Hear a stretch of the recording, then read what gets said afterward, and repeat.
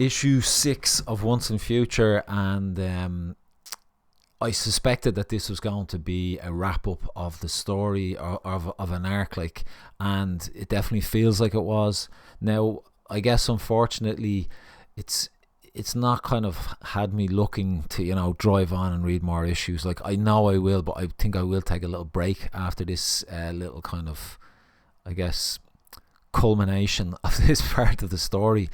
It is a pretty cool climax, I have to say. Like, the artwork is just amazing. Like, it, Duncan obviously he travels back into this world, and we get a bit more of King Arthur. Now, King Arthur seems like more of a kind of a pawn sometimes from this female character who raised him from the dead. And I think I predicted on the second issue that this was the mother, and I got it wrong, but I think now it is actually the mother. Like, so it's like this, everything revolves around this family now, and that was one thing I was talking about, as in, like, the world just seems smaller and smaller and smaller, because, like, all the key players are literally all related to each other, and I don't know, sometimes that just it makes everything seem smaller.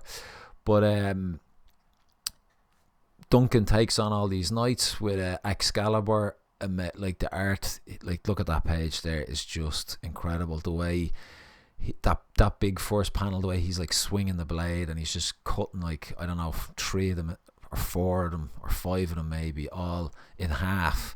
So you kind of get that excuse me, you get that kind of feel that Excalibur is, like, super powerful. Like, and even I think Arthur's, like, he can kind of feel the power of it. There is a scene somewhere where he says something like, but basically Duncan just, kicks their ass. He makes a deal to get the sheath or the scabbard or whatever it's called, because that has healing powers to heal his granny. And then they kind of trick they trick Arthur. They throw the scabbard away, I think, and he has to kind of go after it. There's a bit of a fight scene there. Yeah, I read this last night, like, but I think I blitzed through it a bit quickly. But I did enjoy it, I have to say, like, and it was definitely visually probably the most impressive issue, and it was probably because it was all this fantastical kind of action, and it was something I was hoping for in the story to come, and it didn't. It did deliver. It's like, the colors are just phenomenal as well. Like, but the only kind of silly thing was at the end. When so he gives Excalibur back. That's all fine.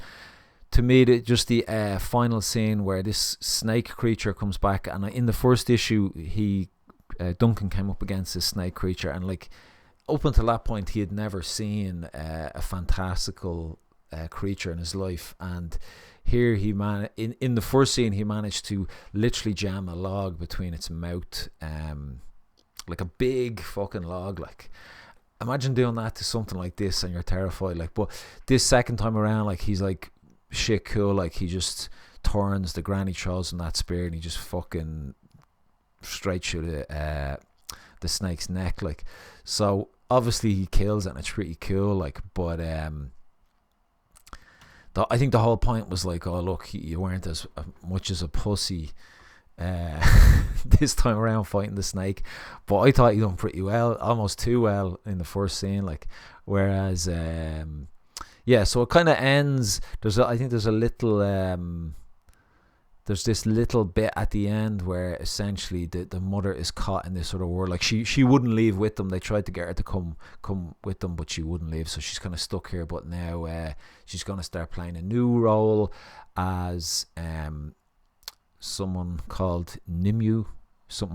It must be a character that ties in with Merlin, but I don't know. I think I'm kind of just as a concept where everyone's trying to play these different parts inside of this Arthurian legend. I don't know if I'm digging it anymore, because, like, people are like, oh, well, I was playing this character now and it's not working as part of the story, so I'm going to jump to this one, and so on. Like, so it's kind of like I don't know, I just don't have this big drive or this thirst to continue on with it. So I think for the moment I'm going to just leave it there and read some other stuff and maybe come back to it. But maybe it's for other people, or other people love it a lot more. I'm not sure really.